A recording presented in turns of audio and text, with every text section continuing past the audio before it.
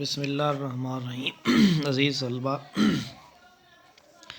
آج کے لیکچر کے اندر سائیکالوجی پارٹ 1 چیپٹر نمبر 2 میں ریسرچ میتھڈ میں آج میتھڈ 4 مطالعہ احوال کا طریقہ یا کیس ہسٹری میتھڈ کو جو ہے آج دیکھیں گے۔ اس کا دوسرا نام جو اس کو کلینیکل میتھڈ بھی یہ کہتے ہیں، یہ کلینیکل طریقہ تحقیق بھی یہ کہتے ہیں۔ تو یہ طریقہ اصل میں ڈے بک میتھڈ کا اضافی وضاحتی طریقہ یہ کہلاتا ہے۔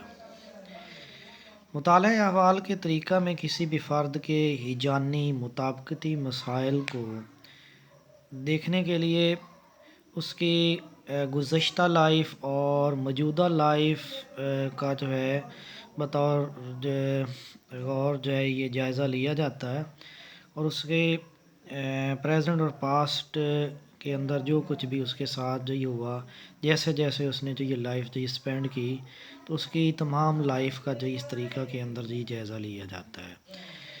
جیسے کہ اس کا جو یہ سب سے پہلے جو یہ بایو ڈیٹا لیا جاتا ہے، پھر اسی طرح سے جو ہے پرسنل لائف ہسٹری ہے، ایجوکیشنل ہسٹری ہے، اور اسی طرح سے جو ہے یہ فیملی ہسٹری ہے۔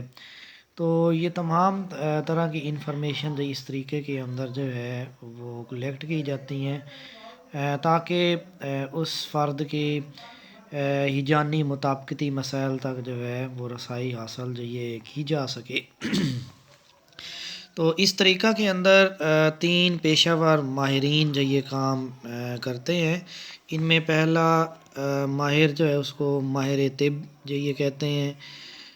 ماہر طب بیسیکلی جو یہ میڈیکل ڈاکٹر ہوتا ہے جو جسمانی امراض کا جو یہ ٹریٹمنٹ جو یہ کرتا ہے۔ اسی طرح سے دوسرا پیشہ ور ماہر جو ہے اس کو جو یہ سوشل ورکر کہتے ہیں۔ تو سوشل ورکر بیسیکلی جو یہ سوشالوجسٹ ہوتے ہیں۔ تو سوشل ورکر کا کام سوسائٹی کے اندر یا معاشرے میں رہتے ہوئے کسی بھی فرد کو اپنی لائف گزارتے ہوئے جو بھی مسائل درپیش ہوتے ہیں تو یہ ان کا جو ہے وہ حل جو ہے وہ نکالتے ہیں۔ اسی طرح سے تیسری طرح کا جو ماہر ہے اس کو نفسی پیمائش کا ماہر یا ماہر نفسیات جو یہ کہتے ہیں۔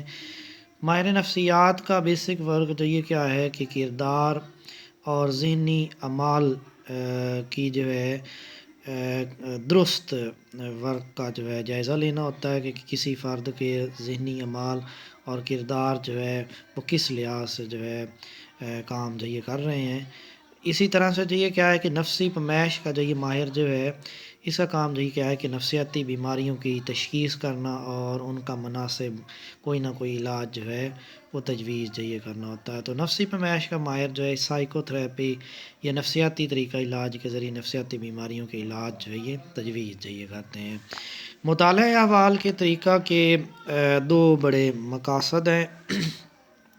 ان میں پہلا پرپس جو یہ کسی بھی شخص کے پرسنل یا شخصیتی ہیجانی مطابقتی مسائل کے بارے میں معلومات اکٹھی کرنا ہوتا ہے۔ تو پہلا جو مقصد ہے مطالعہ احوال کے طریقے کا کہ کسی بھی فرد کے شخصیتی اور ہیجانی مطابقتی مسائل کے بارے میں معلومات یا انفارمیشن کلیکٹ کرنا۔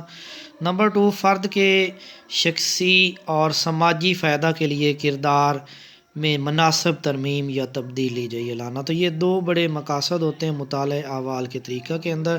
ڈیئر اسٹوڈنٹس، آپ لوگوں سے یہ کویسچن جو یہ پوچھا جا سکتا ہے کہ مطالعہ احوال کے طریقہ کے اندر کتنی طرح کے ماہرین جو یہ کام کرتے ہیں؟ تو 3 طرح کے ماہرین جو یہ کام کرتے ہیں۔ مطالعہ احوال کا جو یہ طریقہ جو یہ کیا ہوتا ہے تو اس کی ڈیفینیشن کے حوالے سے جو یہ پوچھا جا سکتا ہے، اور اسی طرح سے مطالعہ احوال کے طریقہ کے کتنے مقاصد ہوتے ہیں تو یہ کویسچن جو اس طرح سے جو یہ پوچھا جا سکتا ہے۔ تو اس کو جو ہے آپ اچھی طرح سے جو یہ تیار جو یہ کر لیں جی۔ Thank you G.